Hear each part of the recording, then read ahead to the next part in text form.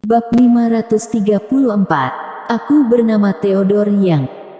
Sebuah bayangan melayang dari atas awan petir, walaupun samar, namun auranya luar biasa, posturnya arogan.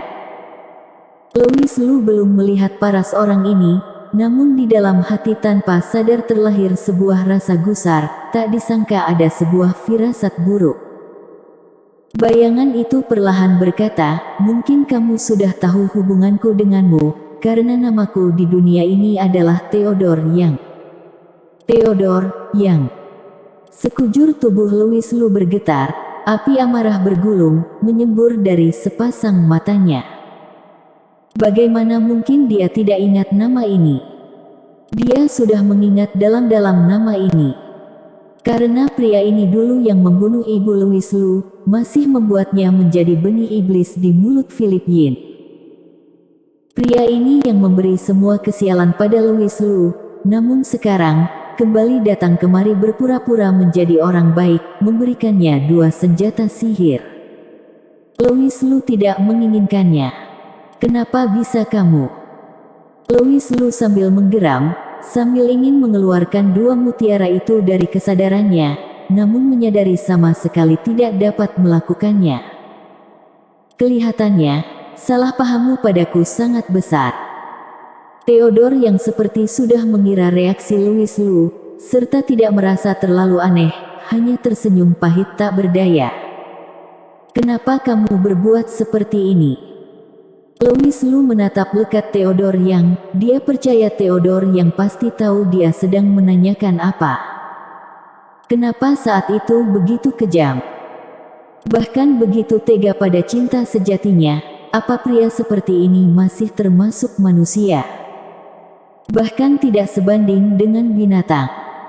Atau, dia sama sekali tidak pernah mencintai wanita itu. Beritahu aku, kenapa berbuat seperti ini?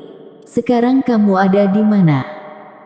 Louis Lu lepas kendali, bertanya meraung, petir di sekitar juga ikut tidak hentinya meraung, seakan sedang membantu Louis Lu melampiaskan amarahnya. Namun, menghadapi raungan Louis Lu, Theodore yang terdiam. Lama tidak ada jawaban. Louis Lu hanya bisa bertanya sekali demi sekali.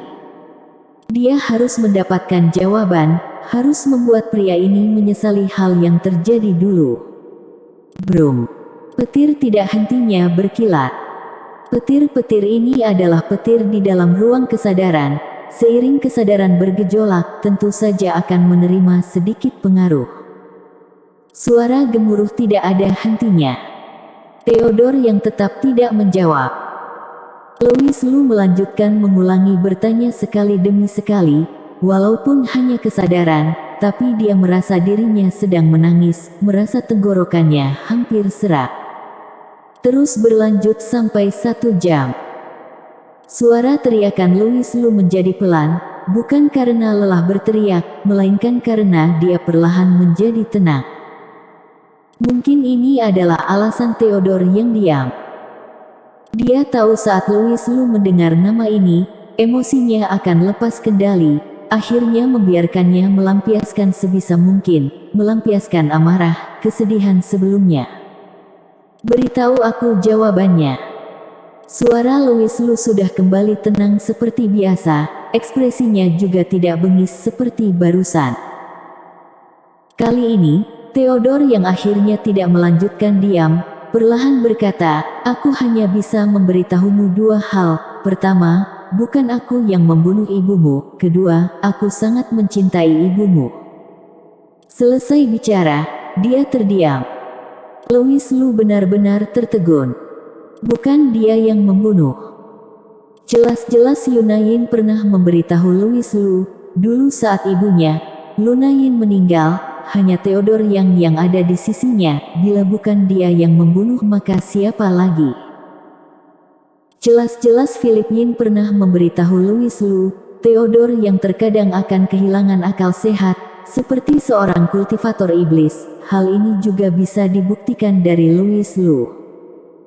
Kalau begitu dalam keadaan kehilangan akal sehat, membunuh cinta sejatinya juga adalah hal yang sangat memungkinkan. Masih ada hal yang paling penting, bila bukan dia yang membunuh, kenapa dia tidak menjelaskan? Kenapa menghilang tanpa jejak? Ada begitu banyak hal tidak masuk akal di sini. Louis Lu tidak mungkin begitu mudah percaya ucapan pria ini.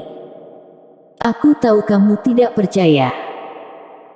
Theodore yang mengetahui pikiran Louis Lu, kali ini berinisiatif menjawab berkata, hal ini sangat rumit, sekarang belum cocok memberitahukan padamu kenyataannya. Kamu juga tidak perlu bertanya pada orang-orang sekte perompak langit itu, mereka tidak mungkin memberimu jawaban.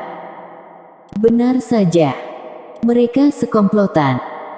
Semuanya adalah jebakan yang dibuat oleh Theodore Yang dan sekte perompak langit. Semuanya ada dalam rencana mereka. Louis Lu bagaimana mungkin merasa lega, dengan ekspresi menderita berkata, hanya sebuah jawaban saja, apa begitu sulit mengatakannya? Apakah mempermainkanku seperti ini begitu menarik untuk kalian? Semua yang kami lakukan adalah demi kebaikanmu. Theodore yang tiba-tiba berhenti sejenak, selanjutnya berkata, tidak memberitahumu jawaban karena kamu sekarang masih terlalu lemah. Lemah sampai dianggap remeh oleh semut, lemah hingga tidak sebanding dengan rumput biasa. Untuk Louis Lu, ucapan ini sangat kejam, juga sangat sadis, namun Theodore yang tidak bisa tidak berkata seperti ini. Louis Lu juga pertama kalinya dipukul tanpa belas kasihan sedikitpun oleh orang. Setelah dia berhasil berlatih kekuatan sihir tanpa nama, bakatnya meledak, terus maju dengan berani, selanjutnya memasuki medan perang di perbatasan, mengasah karakternya selama 5 tahun, terus menekan kultivasinya selama 5 tahun ini, tidak menggunakan kekuatan kultivator, namun tetap tidak mempengaruhi kemajuan kultivasinya. Kembali dari medan perang, dia kembali bertemu beberapa lawan tahap Gold Core. Louis Lu melahap mereka satu persatu, sekarang dia sudah mencapai kultivasi tahap Gold Core Dzogchen. Ini adalah batas tingkatan. Karena Louis Lu dapat merasakan, bila naik lagi, seperti ada sebuah tembok penghalang yang kokoh, sama sekali tidak mungkin ditembus. Kira-kira ini juga alasan kultivasi tertinggi di dunia kultivasi adalah tahap Gold Core Dzogchen seperti yang dikatakan guru Tao Tua, para monster tua tahap Gold Core Dzogchen itu pasti juga dihadang oleh tembok penghalang ini, menyebabkan tidak dapat menembus ke Naschen Soul.